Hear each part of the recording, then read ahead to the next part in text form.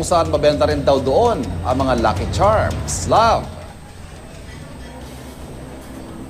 Ivan, eto nga na dito ngayon sa isang napakaagang magbukas na Lucky Charm na tindahan dito sa may Binondo, Manila.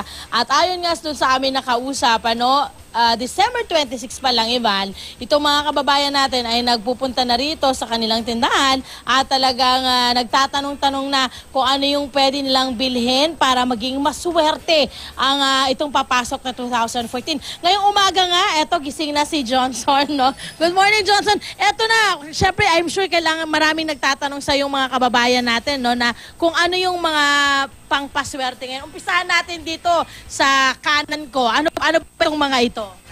Ito po yung mga tinatawag natin mga good luck charms. Tulad nga mas madalas natin naririnig for the year na masyado malakas ang fire energy, kailangan natin ng mga anti-negativity tulad ng mga tinatawag nating sacred wheel na pwede nyo pong lagi lagay sa katawan po natin pambalanse sa lahat ng klaseng negatibo. Ng health tsaka mga bad luck. Ito po yung mga tinatawag nating lucky bracelet. Okay, ito yung mga year of the horse. So pwede nating sinusuot po yan para also pang-attract po ng mga swerte din natin. Ito namang mga nandito mga... Ang tawag naman po dito is the seasonal activator. Ito po yung mga magagandang pair na pwede po natin ilagay sa ating mga working table para to enhance yung, to remove all kinds of mga obstacles para lahat po ng mga ginagawa natin tuloy-tuloy smooth sailing. Okay, dito naman tayo. Ito, marami tayong mga cute charms na nakikita. Itong bamboo? Anong meron dito sa bamboo? Opo, kasi kung naririnig po natin the year, no, malakas daw ang sabi nating wood, no? Kaya kapag nagdi-display tayo ng mga wood tulad ng bamboo, mga money tree, lalo natin napapalakas ang money luck and resources this year.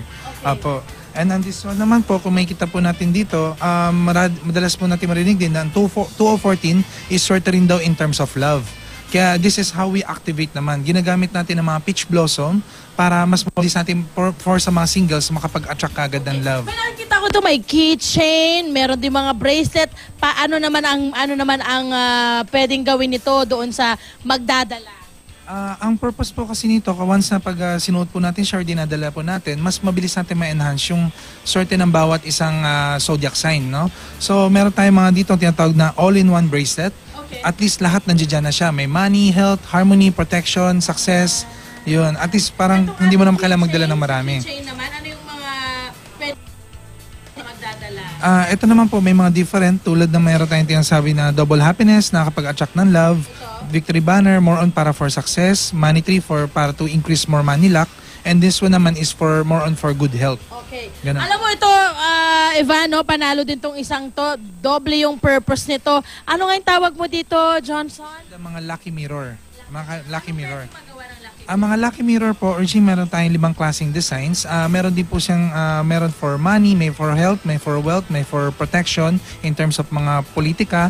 And also, nakakatulong din ang mga lucky mirror na pang-remove ng obstacles at mga malas sa katawan natin.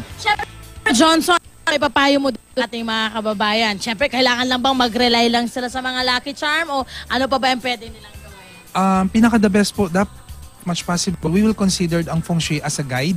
Okay, all these charms, most important po is malaman natin ang guidance po natin, yung forecast natin. Dapat makontra natin personally. Okay, kasi tayo rin naman ang gumagawa ng ating swerte. Very good. Very good. Very well said. Ayan, Ivan, nakita mo naman, napakarami ng pwedeng option ng ating mga kababayan para maging maganda ang pasok ng 2014 para sa kanila. Ivan? Love, maraming salamat.